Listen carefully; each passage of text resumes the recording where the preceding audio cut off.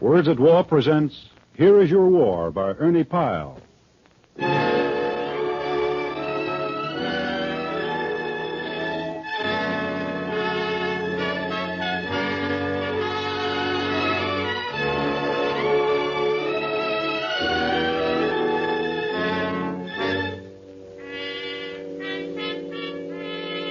I haven't written anything about the big picture of the war because I don't know anything about it. I only know what we see from our worm's eye view. Tired and dirty soldiers who are alive and don't want to die. Long, darkened convoys in the middle of the night. Silent men wandering down the hill from battle. Chow lines and foxholes and burning tanks. And the rustle of high-flown shells. Jeeps and petrol dumps and smelly bedding rolls. Sea rations and cactus patches. And blown bridges and dead mules and hospital tents. And shirt collars greasy black from months of wearing. Laughter and anger and wine. Lovely flowers. And constant cussing. And graves. And graves. And graves. This is our war. And we'll carry it with us as we go from one battlefield to another until it is all over. Leaving some of us behind on every beach and every field. They died, and thereby the rest of us can go on and on. When we leave here for the next chore, there is nothing we can do for the ones beneath the wooden crosses. Except, perhaps, to pause and murmur, "Thanks, pal."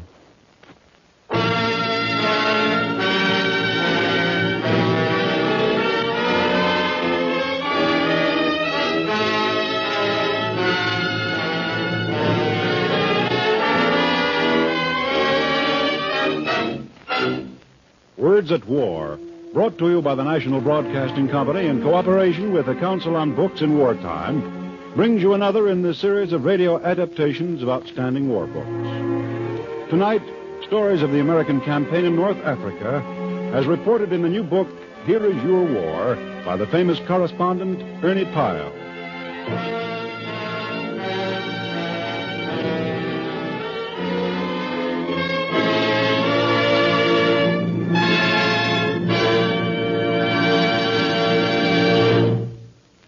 Soon after the first American troops landed in North Africa, millions of Americans here at home came to know for the first time a man named Ernie Pyle.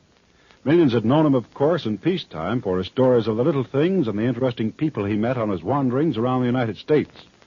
But now, his dispatches from North Africa brought him a vastly wider audience of mothers and fathers, sisters and brothers and sweethearts who wanted to know what was happening to their soldier. Ernie Pyle told them. For Ernie, a slight, friendly fellow of 40 years and about 140 pounds, had appointed himself the biographer of the GI soldier. He lived with this soldier, spent furloughs with him, ate and slept with him in the field, and followed him into battle, and wrote about him for the folks back home. These are some of the stories he has written, in the words of Ernie Pyle.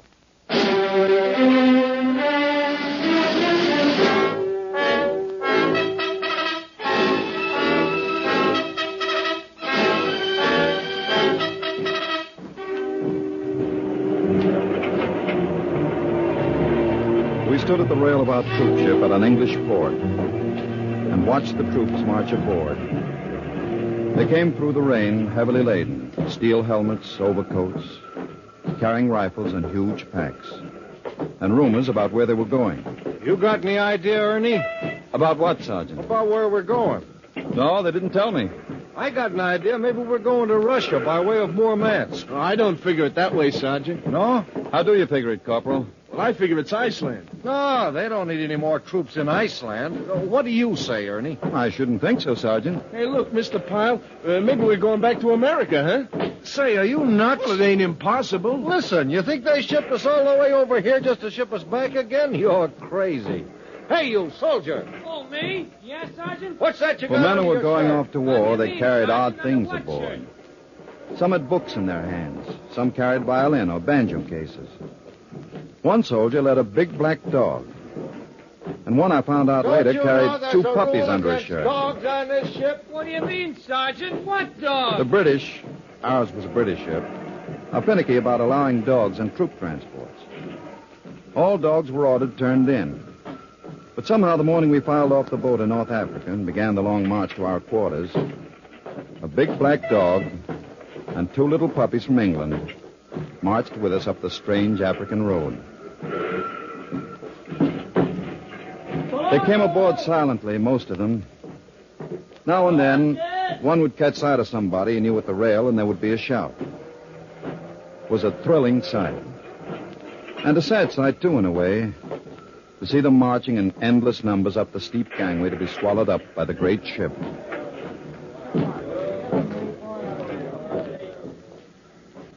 After some time out, rumor-mongering was rife again. And one officer made up a rumor to the effect that we were going to Casablanca and timed it to see just how long it would take to circle the ship. It came back to him as cold fact, right from the bridge, in just half an hour.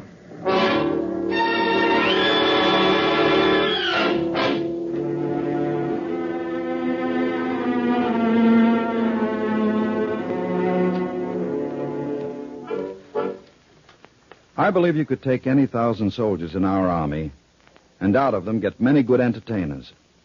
From the troops aboard our ship, they dug up an accordionist, a dancer, and a cowboy singer.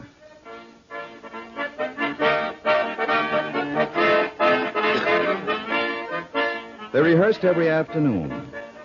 And the big night came a couple of evenings before we got to Gibraltar. They put on 2 shows that night for the enlisted men only. But word got around, and the officers and nurses wanted to see it. So the night we were approaching Gibraltar, they cleaned it up some and put it on again. Hey, take it off! The show went over terrifically. There was genuine talent in it. But the hero of the evening was a hairy corporal, Joe Comita of Brooklyn, who did a striptease. Joe twirled and stripped, twirled and stripped. And then when he was down to his long, heavy GI underwear, he swung to the front of the stage, lifted his veil, and kissed the front row colonel right on the top of his bald head. The show was pretty good. But there was something more to it than just that. There was the knowledge, deep in everybody's mind, that this was our night of danger.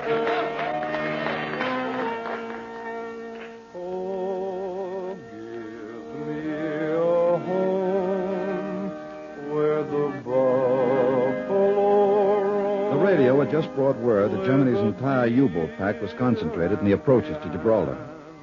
More than 50 submarines were said to be waiting for us. I doubt that there was a soul aboard who expected the night to pass without attack. Mr. Pyle? Yes, Major? Well, it's a wonderful thing. Those boys putting on that show up there when they're being taken to war like galley slaves down the hold.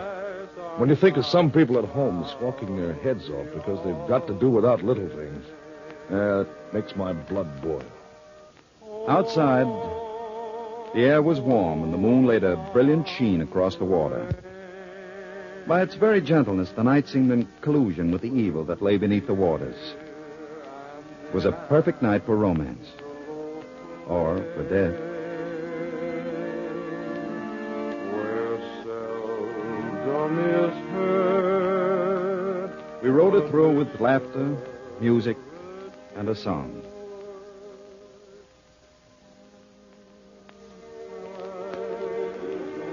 Finally, we reached our port.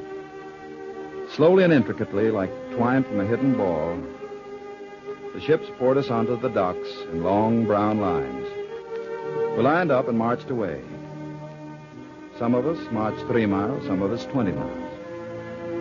We marched at first gaily and finally with great weariness. But always with a feeling that at last we were beginning the final series of marches that would lead us home again. Home. The one really profound goal that obsesses every American marching on foreign soil.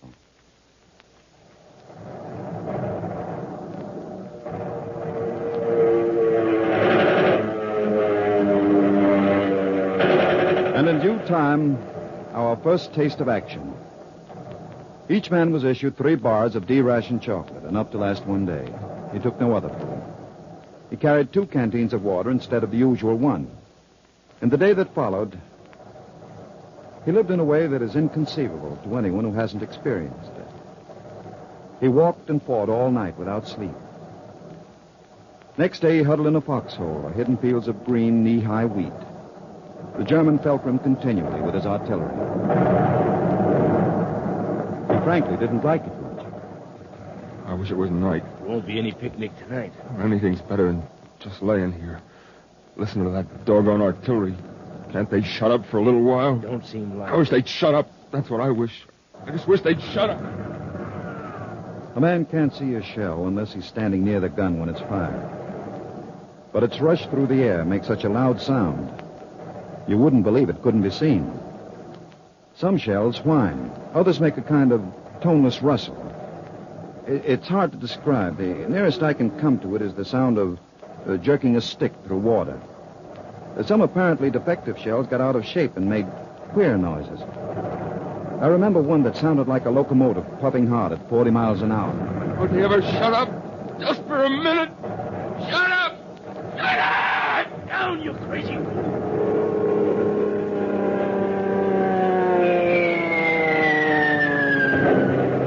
We were shot at by 88s, 47s, machine guns, tanks. And despite our own air superiority, we were dive-bombed lots of times.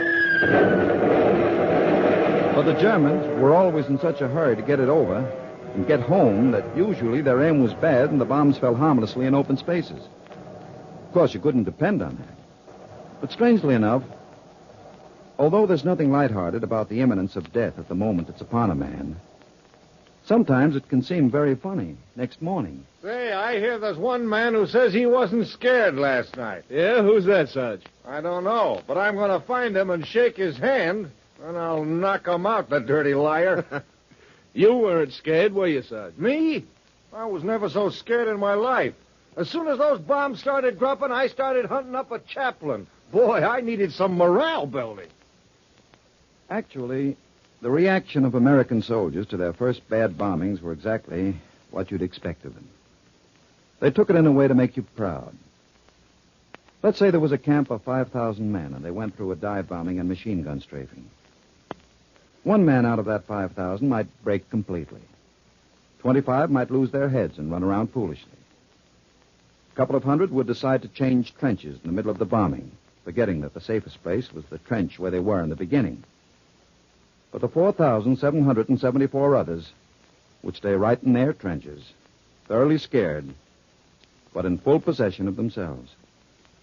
And the moment it was over, they would be out with shovels and tools, helping to put out fires, working as calmly as ever they did in their jobs at home.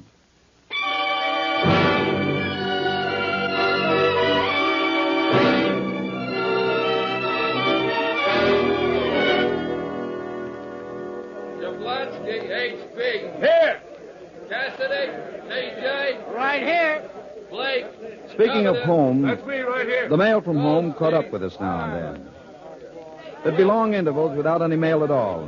Then suddenly, an avalanche. Hey, look at Jablonski here. He's got 75 letters. Yeah? Hey, Jablonski, how about letting me read some? I didn't get nothing. Gorman, I see you drew something. Yes, I did. 2.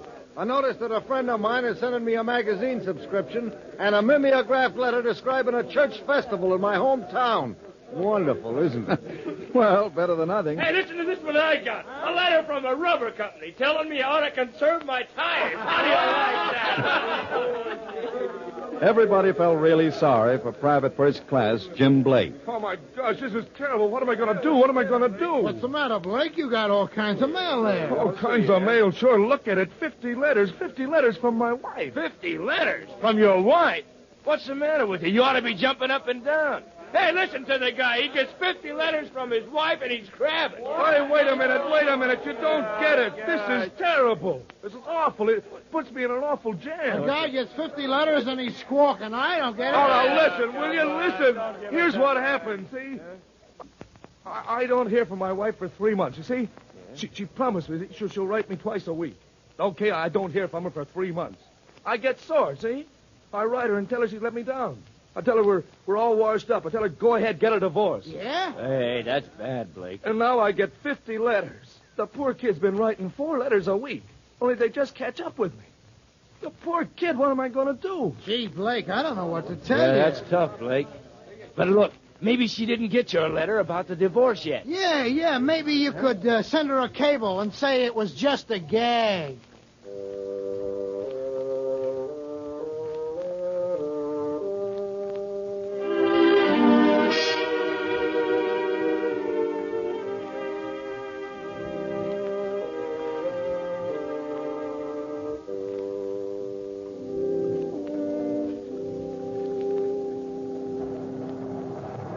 But those were rare respites, for the battle would not wait.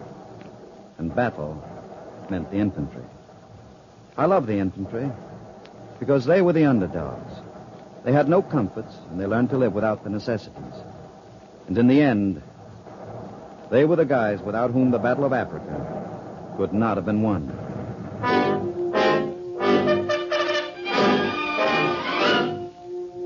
The men were walking slowly, for they were dead weary. Every line of their bodies spoke their inhuman exhaustion. On their shoulders they carried heavy steel tripods, machine gun barrels, leaden boxes of ammunition.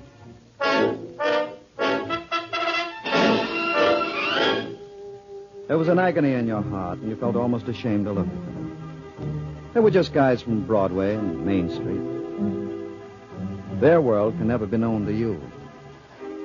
But if you could have seen them just once, you'd know that no matter how hard people were working back home, they never kept pace with those infantrymen in Tunisia.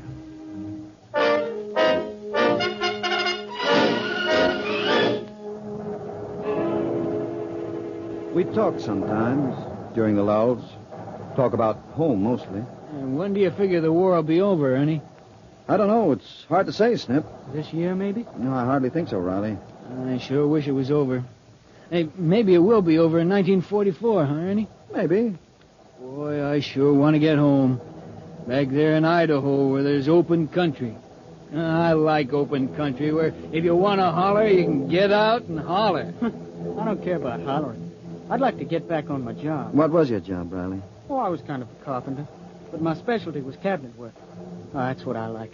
When a house is all done on the outside, I like to start inside and build cabinets and tables.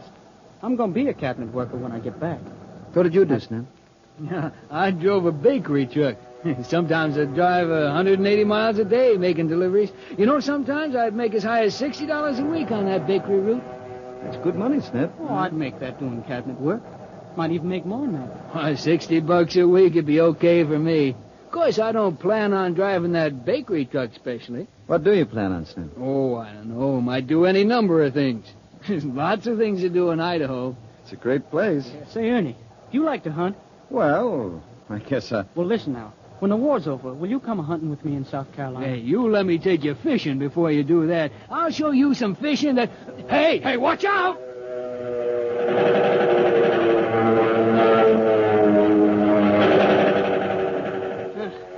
Say, you ever been deer hunting in South Carolina, Ernie? No, I haven't. Well, you know what they do to the first man to miss a deer? What's that, Riley? They cut his shirt tail off. What for? I don't know. It's just a custom there. Boy, if I live through this, I'm going to do me some real fishing when I get home.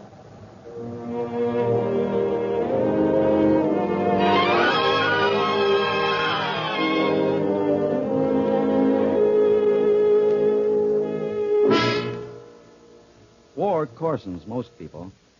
Men live rough and talk rough. If they didn't toughen up inside, they simply wouldn't be able to take it. An officer friend of mine told me of an incident that touched him deeply. During a battle, he and a fellow officer came up to a tiny farmhouse. And just to be on the safe side, they called before entering. Anybody in there? Who's in there? Who's in there? I'm in here, and who wants to know? Oh, well, I'm Lieutenant Brown, sir, and this is Lieutenant Kruger. May we come in? Do what you please. Captain, we won't be in your way? You won't be in my way. I'm heating up some rations. Hope you got some of your own. Yes, we have, sir. May we throw our bedding down over here? Put it where you like. Thank you, sir. Watch out for that man over there. Huh? Oh, I didn't see him, sir. Oh, he's wounded. He's dead. Sir, I happen to have this bottle here. Would you join us in a drink? What? Will you have a drink, sir? Drink? Have you got enough from my men outside? Why, no, sir. Just what's here. No, thanks.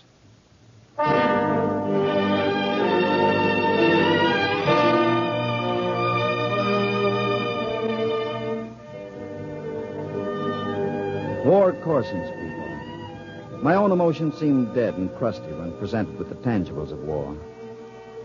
I found I could look on rows of fresh graves without a lump in my throat. Somehow I could look on mutilated bodies without flinching. It was only when I sat alone, away from it all, thinking, that at last the enormity of those newly dead struck like a living nightmare. There were times when I felt I couldn't stand it and would have to leave. But in the fighting soldier, that phase of the war was behind. It was left behind after his first battle. His blood was up. He was fighting for his life, and killing became as much a profession to him as writing was for me. He was truly at war. And yet... Chewing gum. Chocolate. Okay. Goodbye. And yet the same frontline soldier was quite a different fellow in the towns and villages. More often than not, he gave all his rations away to the scrawny Arab kids, and then had to live on oranges and tangerines himself.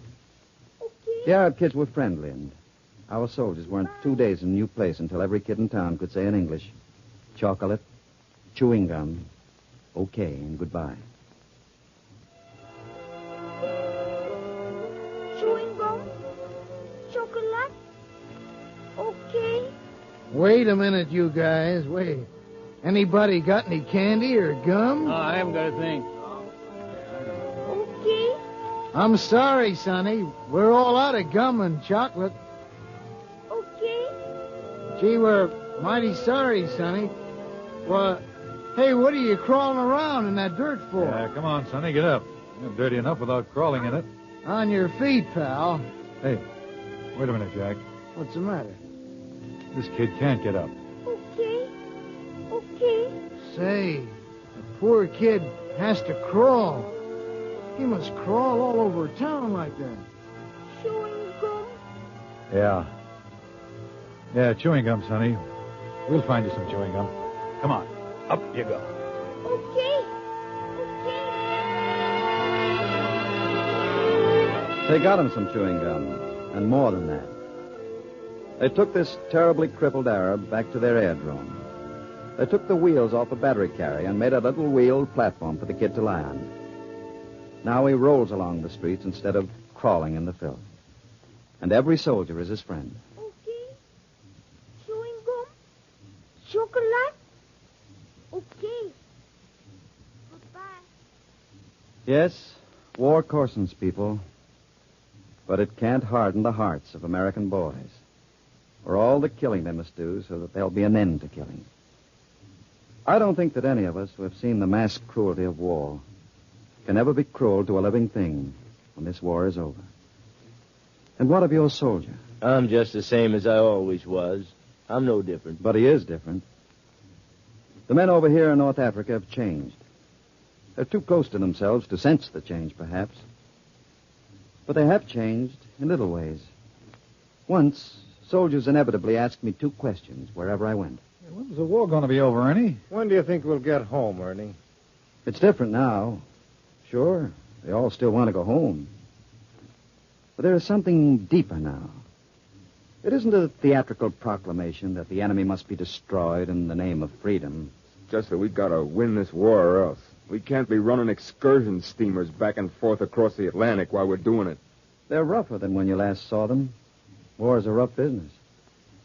Money means little to them right now. They spend it freely or give it away. And they're dead sure of one thing. Boy, if I ever get home, I'm going to stay home. I never want to see a foreign country again. I don't want to even hear about a foreign country. But down in their hearts, They know full well. Yeah, I bet you won't be home 6 months before you start going around talking Arabic, bragging about that girl you met in England, telling about the beautiful sunset you saw in Germany. Oh, me? Why, you... Yeah, I guess that's just about what we'll all be doing.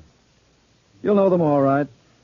They'll snap back into the ways of peace, just as they snapped into the ways of war. Meanwhile, they're well cared for. No soldiers in any other war in history have had such excellent attention. They're a healthy army.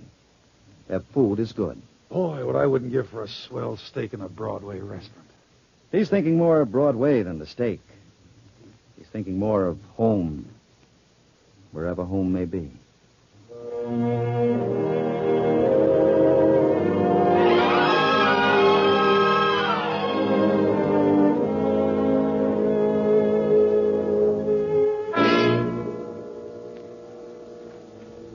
Finally, the campaign was over. Now we're in a lull. Here, where I'm writing these words, the Mediterranean surf caresses the sandy beach not 100 yards away and is a lullaby for sleeping. The water is incredibly blue, just as we always heard it was. The sky is a cloudless blue infinity. The only sounds are the birds singing in the scrub bushes that grow out of the sand and lean away from the sea.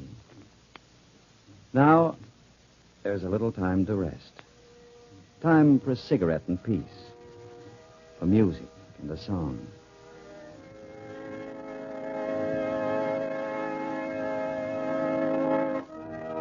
And under this cloudless sky, and by this blue sea, there are the rows of white crosses that we must leave behind as we start for another battlefield. As we start another march. Feeling as we always feel, that this is the march that will lead us home. Home. The one goal of every American who marches on foreign soil. Where seldom is heard a discouraging word, and the skies are not cloudy all day.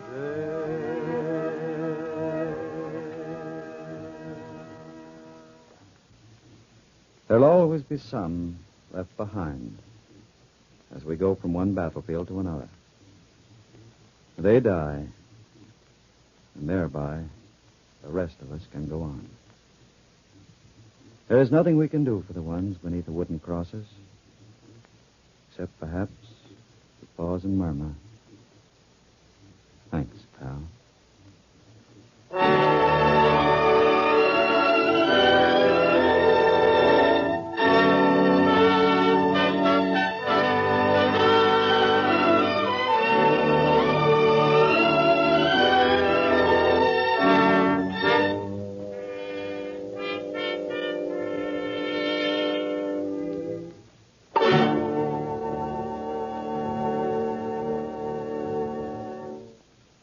As the 21st program of Words at War, we have brought you passages from the new book by Ernie Pyle, Here Is Your War, adapted for radio by Gerald Holland of the NBC staff. Ernie Pyle was played by Santos Ortega. Others in the cast were Harry Belova, Humphrey Davis, David Gothard, John Griggs, Gerald Keane, Richard Keith, Alistair Kyle, Billy Redfield, Norman Rose, and Bill Zuckert. The original music was composed and conducted by Morris Momorsky, and the production was under the direction of Joseph Losey.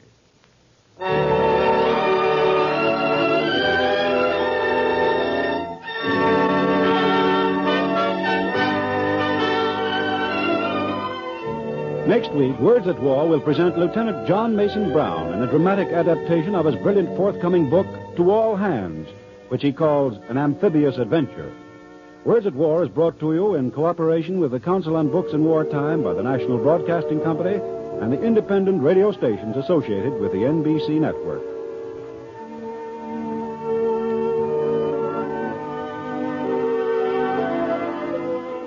This program came to you from New York. This is the National Broadcasting Company.